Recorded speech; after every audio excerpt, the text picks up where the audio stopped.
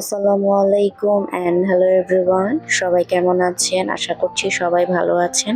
আরেকটা নতুন ব্লগ নিয়ে কিন্তু হাজির হয়ে গেলাম। আজকের ব্লগে থাকছে আমি ঈদের তৃতীয় দিন এবং চতুর্থ দিন কি করেছি সেগুলো। তো আমরা হচ্ছে ঈদের তৃতীয় দিন সকালবেলা ঘুম থেকে উঠে সবাই মিলে কিন্তু ব্রেকফাস্ট করে নিলাম এবং ফ্রেশ হয়ে রেডি হয়ে গেলাম আমার বোনের বাসায় যাওয়ার জন্য। আমার বাবার বাসা থেকে আমরা সবাই মিলে আমার বোনের বাসায় যাচ্ছি। তো আমি যেহেতু গতকাল রাতে এসেছি, আমি একটু সকালবেলা দিনের আলোতে আমাদের বাড়ির হচ্ছে উঠানটা দেখছিলাম। যেহেতু গতকাল রাতে বৃষ্টি হয়েছে যার কারণে একটু এলোমেলো হয়ে আছে। তো আমরা কিন্তু সিএনজি করে আমার বোনের বাসার জন্য রওনা হয়ে গেলাম। আর এখান থেকে আমার বোনের বাসায় যেতে প্রায় ২০-২৫ মিনিট লাগে। তো এই রোডটা হচ্ছে ঢাকা চিটাগংয়ের যে মেন রোড, সেটা এখান দিয়েই কিন্তু আমার বোনের বাসায় যাচ্ছে। আর রোডটা কিন্তু খুবই সুন্দর, যেহেতু চারপাশে অনেক গাছ ছিল। তো আমরা অলমোস্ট সকাল 11টার দিকে ওদের বাসায় গিয়ে পৌঁছে গেলাম। বাসায় যাওয়ার সাথে সাথে ওই কিন্তু আমাদেরকে হচ্ছে জুস এবং হচ্ছে স্ন্যাক্স সার্ভ করে দিয়েছে, যেহেতু অনেক গরম ছিল বাহিরে।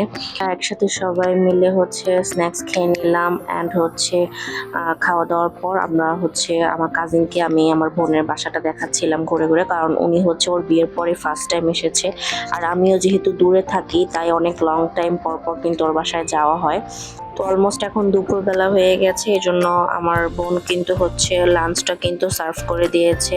তো আমরা হচ্ছে সবাই একসাথে বসে লাঞ্চ করে নিলাম। এরপর কিন্তু আমরা একটু ছাদে যাব। আর আমার বোন কিন্তু অনেক আইটেম রান্না করেছে, আমি কিন্তু সবগুলো ভিডিও করতে পারিনি। তো ছাদে আসলাম সবাই মিলে। ওদের বাসাটা একটু হচ্ছে গ্রামের মধ্যে, যার কারণে হচ্ছে চারপাশের পরিবেশটা কিন্তু অনেক ভালো লাগে, অনেক গাছপালা এবং অনেক ঠান্ডা ওয়েদারটা। তো ছাদে ঘোরাঘুরি করার পর আমরা কিন্তু বাসায় এসে চা খেয়ে নিলাম এবং হালিম খেয়ে নিলাম। ওগুলো আর আমার ভিডিও করা হয়নি। এখন অলমোস্ট সন্ধ্যা হয়ে যাচ্ছে, তাই আমরা হচ্ছে বাসার উদ্দেশ্যে রওনা দিলাম।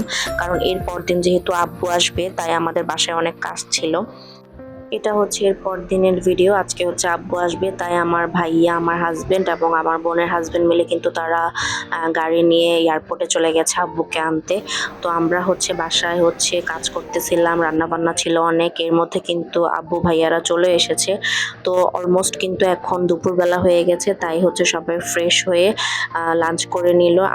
আর আব্বু যেহেতু হচ্ছে একটু দেশীয় আইটেমগুলো পছন্দ করে, যার কারণে আব্বুর জন্য কিন্তু দেশি আইটেমগুলো হচ্ছে রান্না করা হয়েছে। তার সাথে কিন্তু যেহেতু ঈদ ছিল, কোরবানির ঈদ, গরুর মাংস আর মহিষের মাংস এগুলোও কিন্তু ছিল।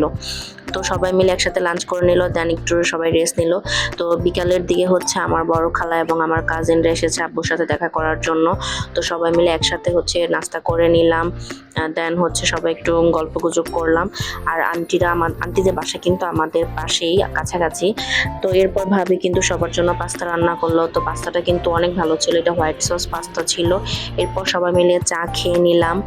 দেন হচ্ছে আমার আব্বু আসা উপলক্ষে কিন্তু আমরা একটা কেক নিয়ে এসেছিলাম, যাতে হচ্ছে সে তার নাতি নাতনিদের সাথে কেকটা কাটতে পারে। আর বাচ্চারা যেহেতু কেক অনেক বেশি পছন্দ করে, এই জন্য তো এখানে সবাই মিলে কিন্তু কেকটা কাটতেছে তার নানার সাথে। আর এখানে কিন্তু আমার বোনের শ্বশুরও ছিল। তো তারা দুইজনেই কিন্তু তাদের নাতি নাতিদেরকে নিয়ে কিন্তু কেক কাটতেছে। আর ওরা সবাই কিন্তু অনেক বেশি এনজয় করেছে, সবাই অনেক খুশি হয়েছে। তো এরপর হচ্ছে আমার কাজিন সবাইকে হচ্ছে বাচ্চাদেরকে আইসক্রিম বানিয়ে খাওয়াচ্ছিল, কোন আইসক্রিম, যেহেতু অনেক গরম ছিল। তো যার কারণে সবাই মিলে আইসক্রিম খাচ্ছিলাম। অ্যান্ড আইসক্রিমটা কিন্তু এভাবে দেওয়াতে অনেক এনজয় করেছে বাচ্চারা। তো বানিয়ে বানিয়ে সবাইকে দিচ্ছিল। তো এই ছিল আমার ব্লগ। সবাই ভালো থাকবেন। আসসালামু আলাইকুম অ্যান্ড আল্লাহ হাফেজ।